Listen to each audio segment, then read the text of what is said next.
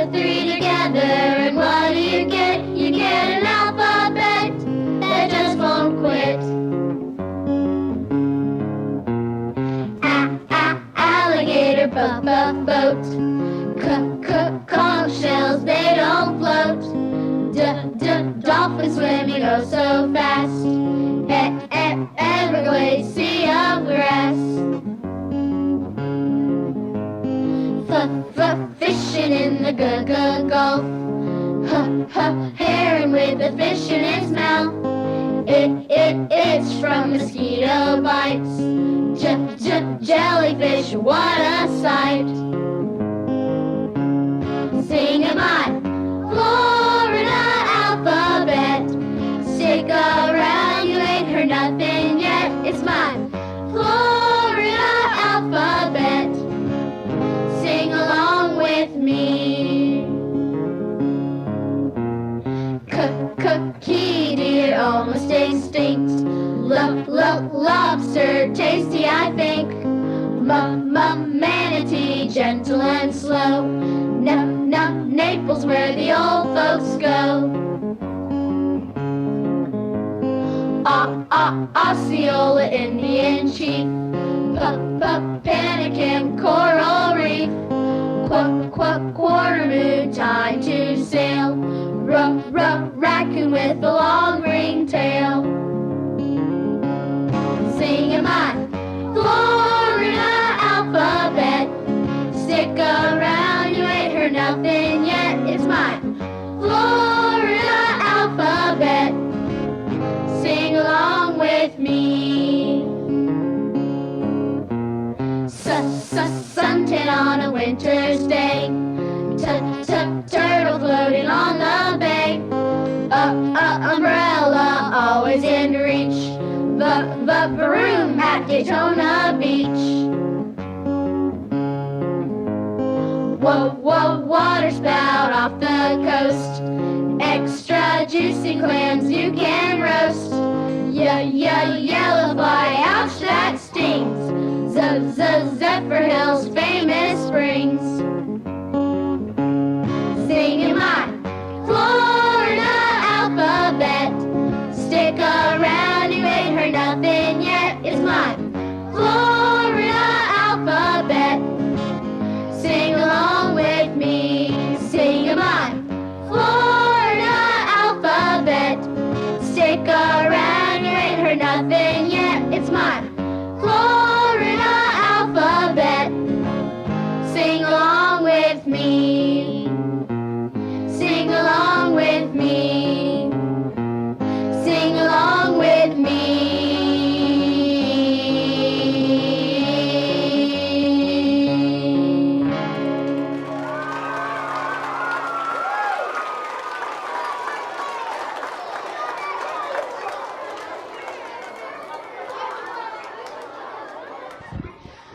Poetry is more than talking in rhyme. Welcome 5th grade to the stage this time. The spider and the fly they will recite. Do not be afraid, for they will not bite unless you stand up and speak and are not polite. Spider and the fly. Opie's little parlor never did spy. The way into my parlor is up the winding stair, and I've many curious things to show you when you are there. Oh, no, said the spider to the fly. To ask me is in vain, for who goes up your winding stair can never come down again.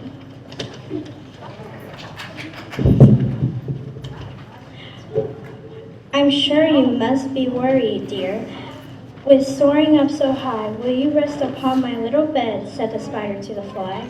There are pretty curtains drawn around. The sheets are fine and thin, and if you like to rest a while, I'll snugly tuck you in.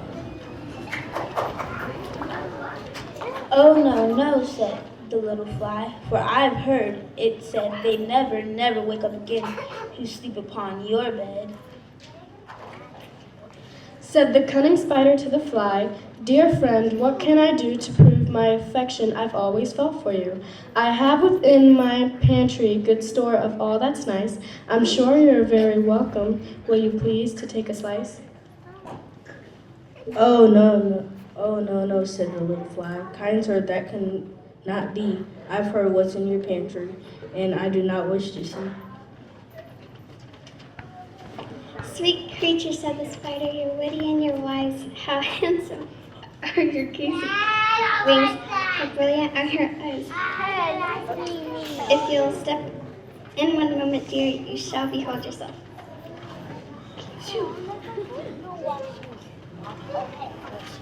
I thank you, gentle sir. She said for what you are pleased to say, and bidding you good morning. Now I'll call another day.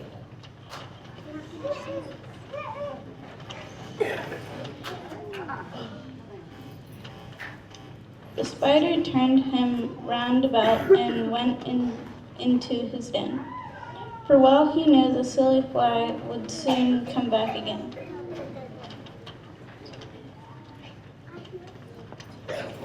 So he wove a stubble web in a little corner sly, and set his table ready to dine upon the fly.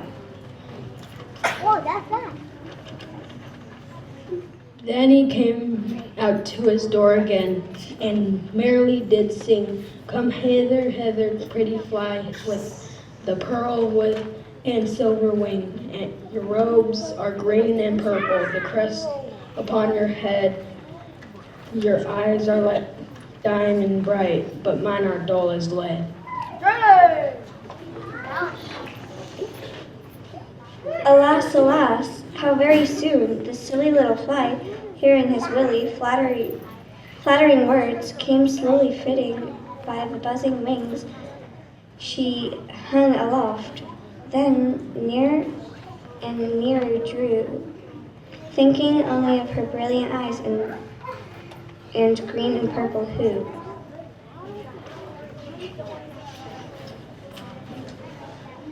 Think only of her crested head. Poor foolish thing at last. Up jumped the cunning spider, and fiercely headed her fast. He dragged her up the winding stairs into the dismal den within his little parlor, but she never came out again.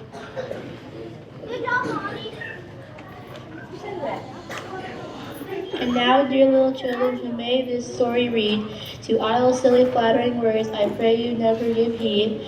Unto evil counselors, close unhardened ear and eye, to take a lesson from this tale of the spider and the fly.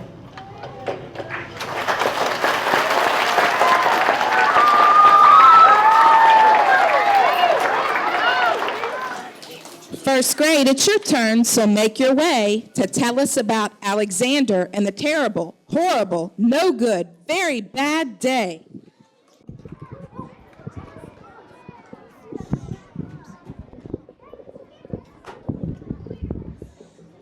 I went to sleep with gum in my mouth, and now there's gum in my hair. And when I got out of bed this morning, I tripped on my skateboard. I could tell it was going to be a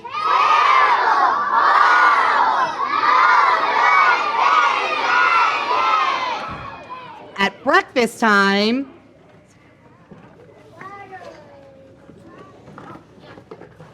Hey, look! I got a Corvette and Stingray car in my breakfast cereal box. I got a undercover agent ring in my cereal box. Hey, look! I got breakfast cereal in my cereal box. I think I'll move to Australia. Then there was the carpool. I got a seat by the... Oh boy, I got a seat by the window. Me too! Me too.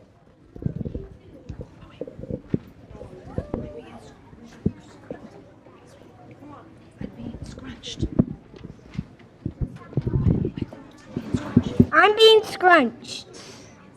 I'm being smashed. If I don't get a seat by the window, I'll be car sick. No one even answered.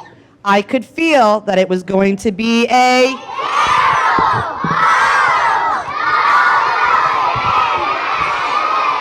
Okay, all right, get to the school.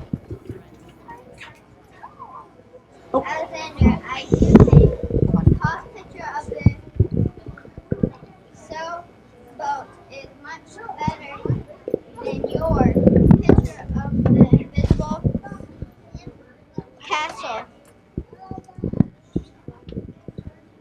I didn't finish. At singing time, you left out this number 16. And at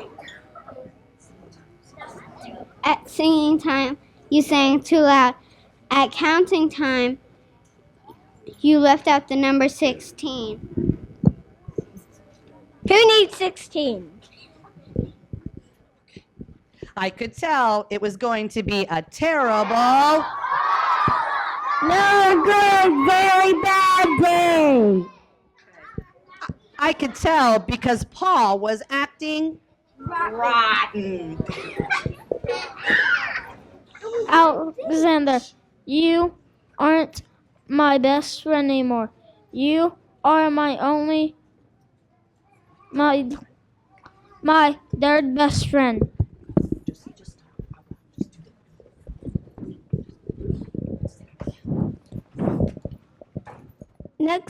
I hope next time when you say on attack. Next time when you eat ice cream, I hope it falls in someplace, maybe in Australia.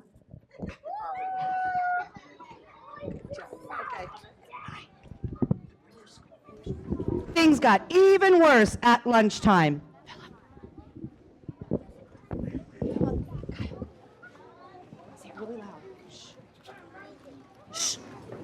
Look, I got 2 cupcakes for lunch.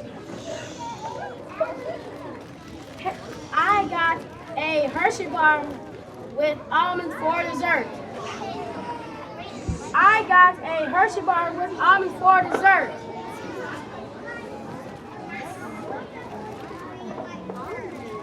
My mom gave me a piece of jelly roll with little coconut sprinkles on it.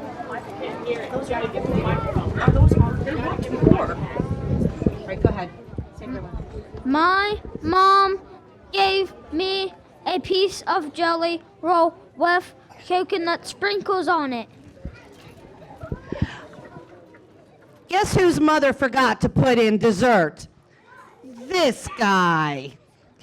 Oh, this is going to be a terrible.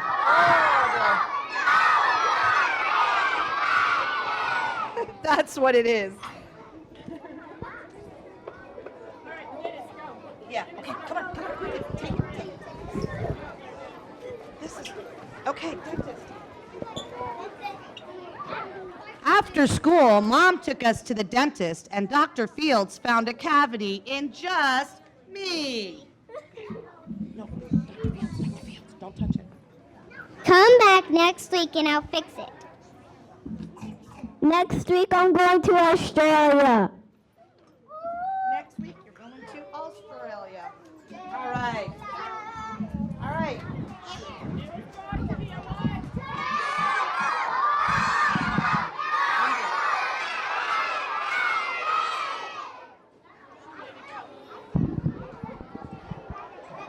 Next, they decided to go to the shoe store and buy some shoes with their mom.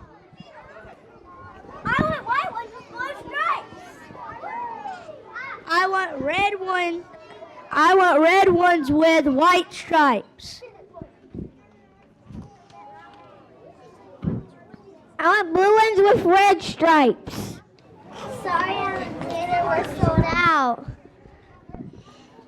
They made me buy some plain old white ones, but they can't make me wear them. Then we went to pick up my dad at the office. Quickly, play with the thing. Play with the phone. Play them on the floor. Loud. Waylon, Lorenzo. coffee machine? I forgot. I forgot. Stop. Don't fool around with the phone. I think I called Australia. That's okay. You know what? This has actually been the most.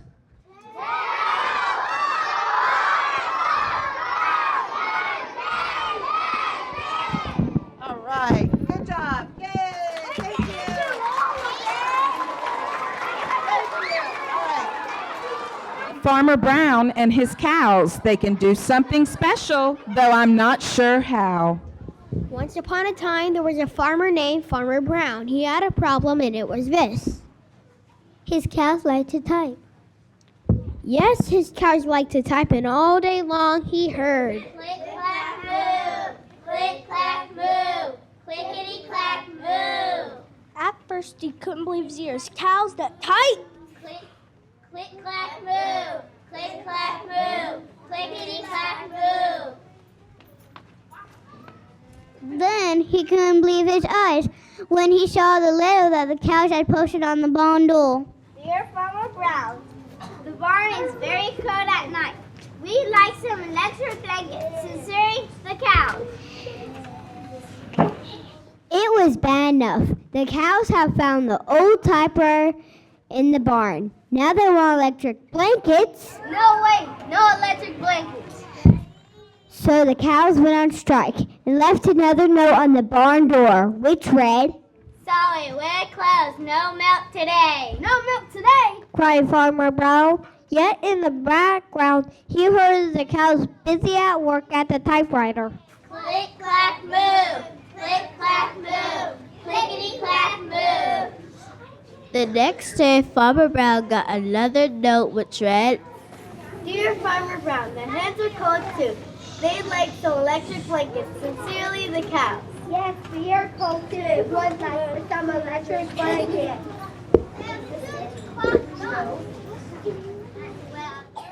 The cows and hens were growing impatient. They left a new note on the bundle.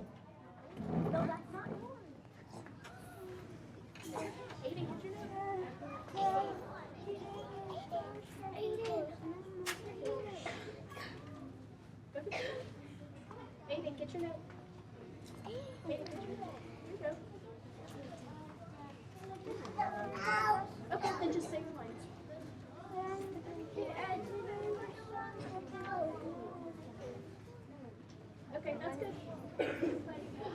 Okay, Farmer Brown.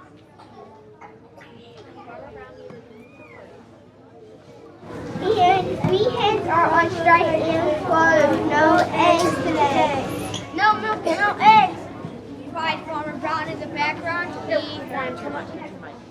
Cried Farmer Brown in the background. He heard them.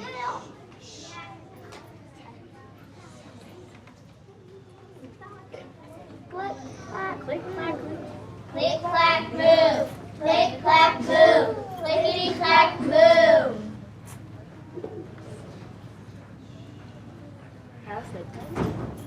Cows that type, hens on strike.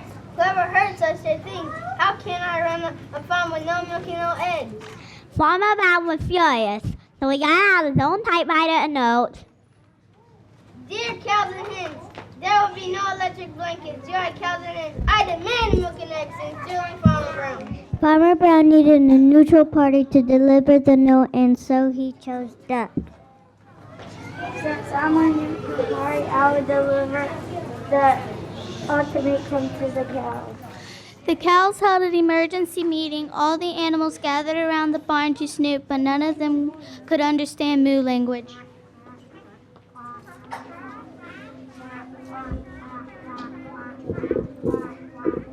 All night long, Farmer Brown waited impatiently for an answer to his note to the cows and hens. Early in the morning, Duck returned carrying a note. But Duck had another idea.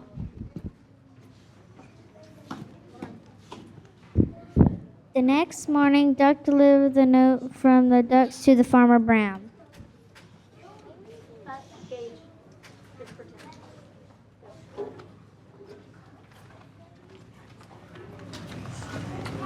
Farmer Brown. This note is the answer to your note that you wrote to them. Dear Farmer Brown, we will exchange our typewriter for electric blankets. Leave them outside the barn door and we'll send Doug over with the typewriter.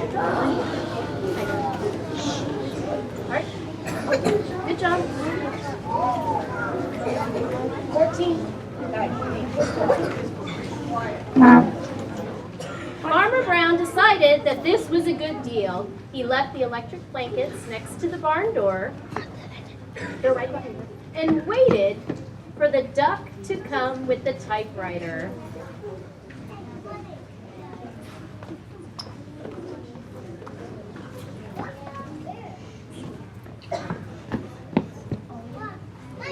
But Duck had another idea. Duck 2. Since it worked for the cows and it works for the hens, maybe it'll work for us ducks. Us ducks will use the typewriter before I give it back. Click, clack, click, clack, quack. Click, clack, quack. Clickety, clack, quack. The next morning, Duck delivered this note from the ducks to Farmer Brown.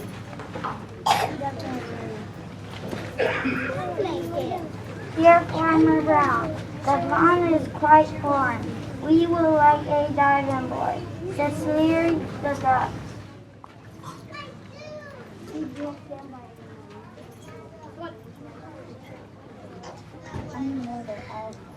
Farmer Brown has learned a valuable lesson about giving and receiving. So he delivered the electric blankets to the barn for the cows and hens, built a diving board by the pond, and Duck delivered the typewriter. Ready? Wait.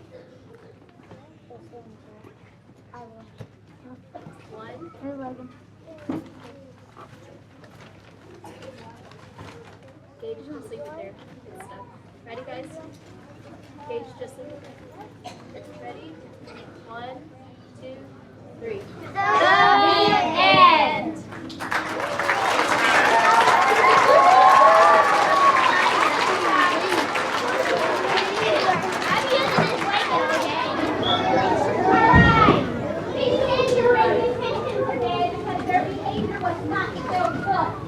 Now, what they're not going to do is they're not going to talk over me. They're not going to talk back to me. And they're not going to call my mother names behind my back. Now, welcome to my class.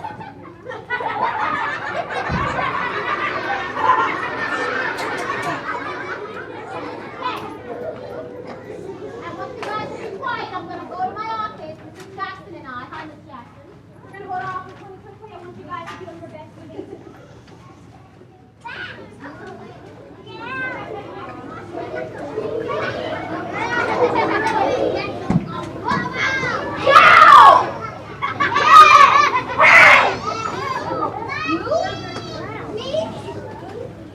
Yes, you. What's up?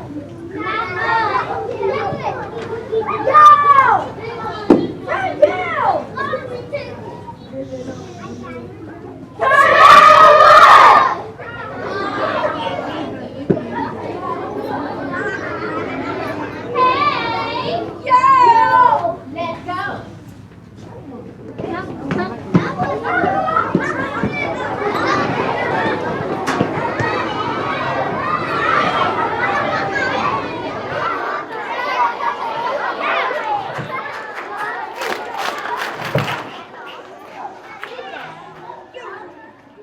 Where the Wild Things Are.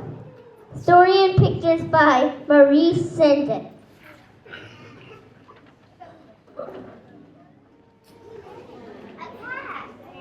The night Max wore his wolf suit and made trouble of one kind. And another. His mother called him Wild Thing.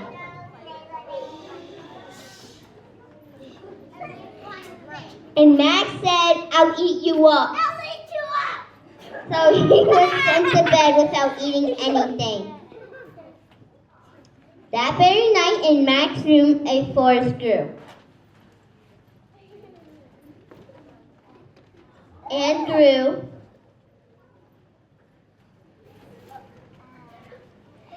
And grew until the ceiling hung with vines and the walls became the world all around.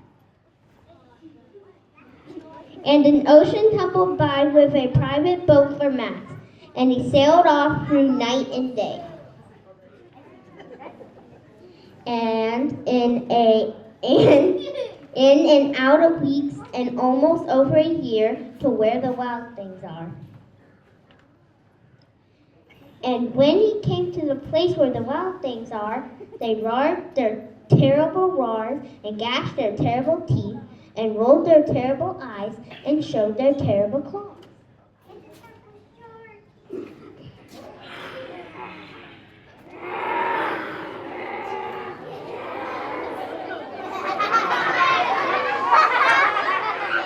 Till Max said, "Be still," and tamed them with the magic trick of staring into all their yellow eyes without blinking once.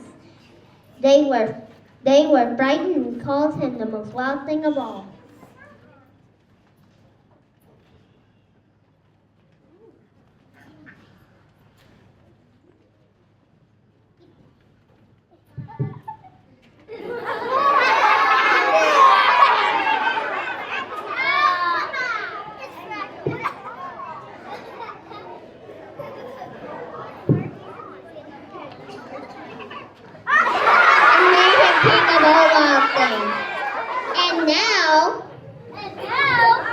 Cried Max. Let the wild rumpus start. Let the wild rumpus start.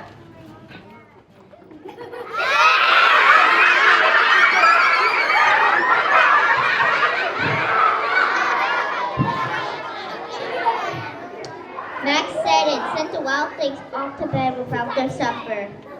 And Max, the king of all wild things, was lonely and wanted to be where someone loved him best of all. Then all around, from far away across the world, he smelled good things to eat. So he gave up being king of where the wild things are. But the wild things cried, "Oh, please don't go. Oh, please don't go. We'll eat you up. We'll eat you up. We love you so. We love you so." And Max said no.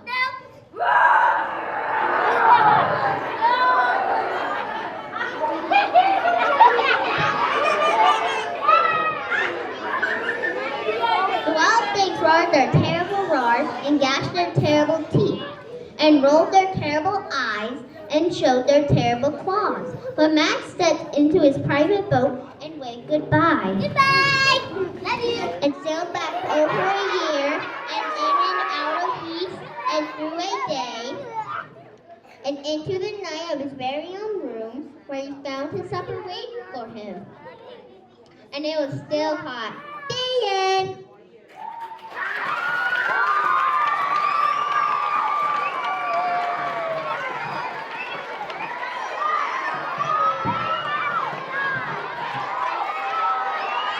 Edward was a rabbit with lots of bad habits until he went into the world. He learned to find love, became sweet as a dove, and waited for the next little girl.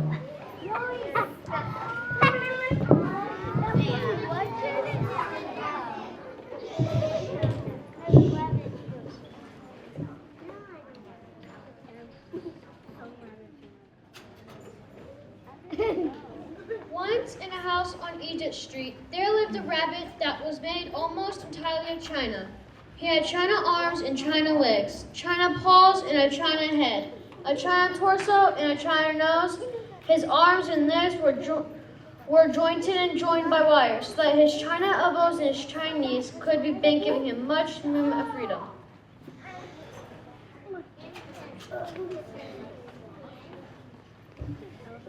His ears were made of real rabbit fur, and beneath the fur there were strong bendable wires which allowed the ears to be arranged into poses that reflected the rabbit's mood. Johnson tied a board. His tail, too, was made of real rabbit fur and was fluffy and soft and well-shaped.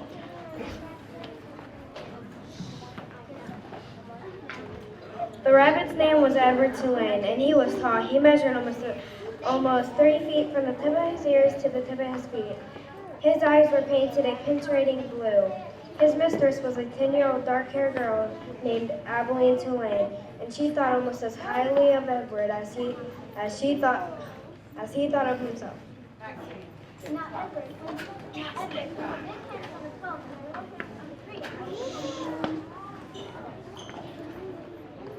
Why do these people think I hear what they say? I'm so much better than they are. That little girl, she always treats me like I'm her baby. And that old woman, I think he knows what I'm thinking. Only Abeline's grandmother spoke to him as Abeline did, as one equal to another. Pellegrina was very old. She had a large, sharp nose and bright black eyes that shone like dark stars. It was Pellegrina who was responsible for Edward's existence. It was she who had commissioned his making. She ordered his silk suits and his pocket watch, his jaunty hats and his bendable ears, his fine leather shoes and his jointed arms and legs, all from a master craftsman in her native country of France.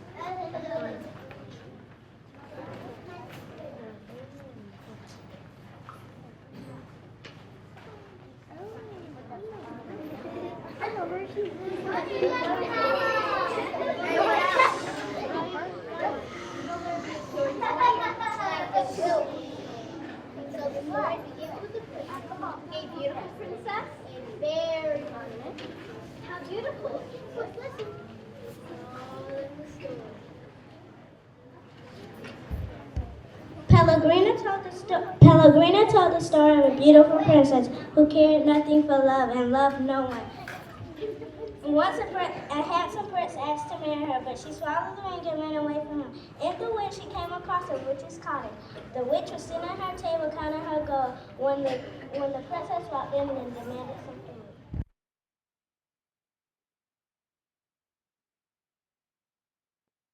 57, 1,258. I'm hungry. I want some food. Why should I care if you're hungry? 1,259. My father is the king and there'll be consequences. Speak to me of consequences, will you? Tell me whom you love. You must tell me the name. Love, love, love. Why does everybody have to speak of love? You know what? I love no one. You disappoint me. Very well. For victory! And in the blink of an eye, the beautiful princess turned into an ugly warthog. Ugh. What happened to the warthog? Well, you'll have to read the book to find out. Let's get back to Edward. He's the star of our show. Edward began his journey, a very long journey. His perfect life on Egypt Street was turned upside down when his family sailed to London on a ship called the Queen Mary.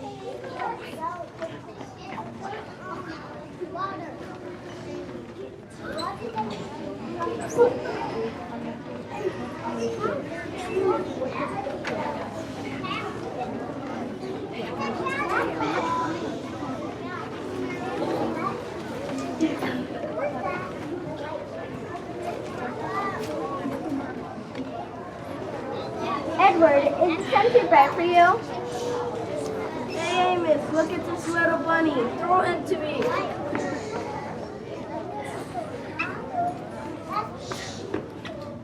No, Edward, come back! Edward sunk down to the bottom of the ocean and landed face down in the yucky bottom. There he spent 297 days until finally a big storm pulled him to the surface, where he ended up in a fisherman's net.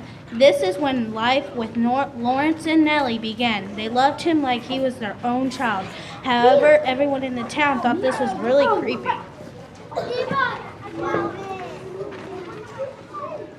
Edward spent time with other people along the way. First there's Bull and the hobo and all of his hobo friends. Where shall we go next? We should go find some shelter. Or we could go hitchhike on a train. That sounds like a great idea. Let's go. Then there was a little boy named Bryce who took him home for his sister.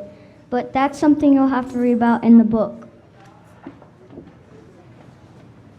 Things happen along his journey, and Edward spent a long time sitting on a shelf in the doll member shop. Then one day, a very old doll was placed next to him. How long have you been here? Once, but I don't care. One place is the same as another. Not for me. I've lived for 100 years. I've been to places that were heavenly and others that were horrible. Each place is different. I wonder who will come for me this time. Someone will come. Someone will come for me. Someone always comes. Who would it be? I don't care if anyone ever comes for me. You must wonder who will love you, whom you'll love next. I'm done with being loved. It's too painful. Where's your courage? Open your heart. Someone will come. Someone will come for you, but first you must open your heart. Seasons turned into years, but Edward never gave up hope. Edward never gave up hope. Then, one day, a little girl walked in the shop and saw Edward sitting on a shelf. If you're wondering what happened then, you'll have to go check this book out in the library and enjoy the story.